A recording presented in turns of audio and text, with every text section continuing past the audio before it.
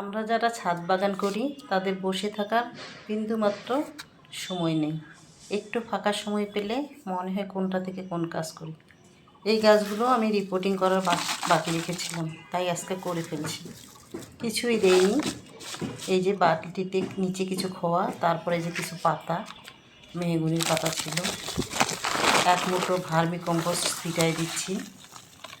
আর এই স্থলপদ্মটা অবশ্য আমার আগেই বস্তাতেই একটু পাতা মাটি দিয়েই গাড়া ছিল। পাতা পচে দেখেন পুরাটাই মাটি হয়ে গেছে।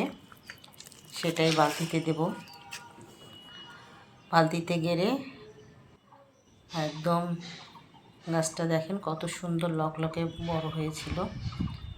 এভাবে এক এক করে সবগুলো গাছই আমি রিপোর্ট করে ফেলবো এভাবে, এবং পানি দিয়ে দেখেন পুরোপুরি ভিজিয়ে দেব।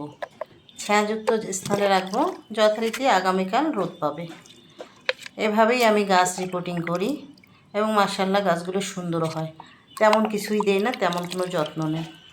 মাঝে মধ্যে একটু মরা পাতা টাতা কেটে বাছে দিতে হয়, তাহলেই মাশাআল্লাহ সুন্দর হয়ে থাকবে গাছগুলো।